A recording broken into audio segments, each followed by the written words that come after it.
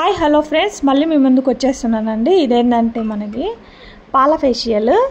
ఇది వచ్చేసి మనం ఫస్ట్గా ఏం లేదండి, ఫస్ట్ వచ్చేసి మనం ఫ్రిడ్జ్లో ఇది ట్రేలో పెట్టేసుకుంటే సరిపోతుంది. కొన్ని పచ్చిపాలు ఉంటాయి కదా, అవి వేసేసి గడ్డ కడితే మనకి పాల గడ్డలు అంటే అదే బర్ఫ్ ఉంటుంది కదా, అట్లా తయారవుతుంది.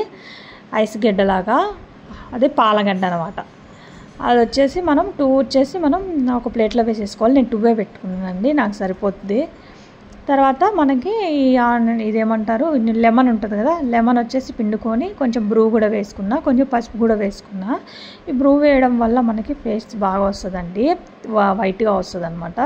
ఇది చల్లగా ఉంది కదండి, అందుకే నాకు ఫస్ట్ స్టార్టింగ్ పెట్టగానే ఎట్లా అనిపించింది.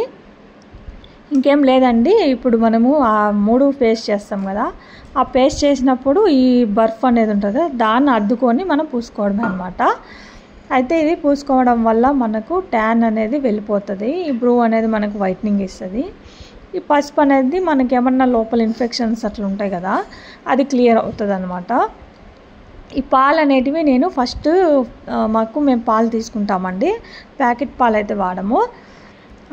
ఫస్ట్లో ఉంటాయి కదండి, ఫస్ట్ పాలు కొంచెం బాగా కొంచెం గట్టిగా ఫ్రెష్గా ఉంటాయి, దాన్ని కొంచెం వాన్ చేస్తే మనకి బాగుంటుంది అనమాట. అదే నేను యూస్ చేశాను దీంట్లో. తర్వాత ఏం లేదండి, అంతా కలిపేసి మనం బాగా నీట్గా పూసుకోవడమే. ఇది నేను చూపిస్తాను కదండి, అప్వర్డ్ డైరెక్షన్లో చేసుకోండి, డౌన్వర్డ్ డైరెక్షన్లో కూడా చేసుకోవచ్చు. నేను చూపించిన విధంగా చేసుకోండి. ఇప్పుడు మూతి మీద మనకి బ్లాక్ అంతా ఉంటుంది కదండి మూతి చుట్టూ, అది కూడా మనకి పోయేదానికి చాలా పనికొస్తుందండి, హెల్ప్ అవుతుంది అనమాట. ఈ ఫోర్ హెడ్ పైన ఏదైనా మనకి ఇప్పుడు లూజ్గా అవుతుంది అని 30+ వచ్చిందంటే మనకు ఖచ్చితంగా స్కిన్ లూజ్ అయ్యడం స్టార్ట్ అవుతుంది, కొంతమందికి కాదనుకోండి.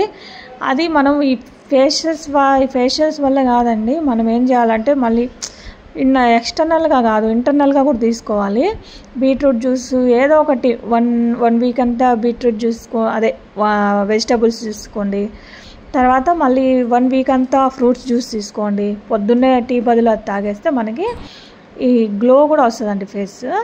ఇప్పుడు ఏం లేదండి, ఇప్పుడు నేను పూసేసుకున్నా కదండి, ఇలాగా పూసుకున్న తర్వాత కొంచెం సేపు మసాజ్ చేసుకోవాలా, కనీసం 10 మినిట్స్ అన్నా చేసుకోండి.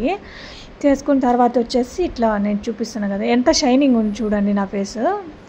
ఎందుకంటే నేను పూసుకున్నంత అబ్జర్వ్ అయిపోయింది స్కిన్లోకి, అందుకని చెప్పేసి ఇప్పుడు నేను ఫేస్ వాష్ చేసేసుకున్నానండి.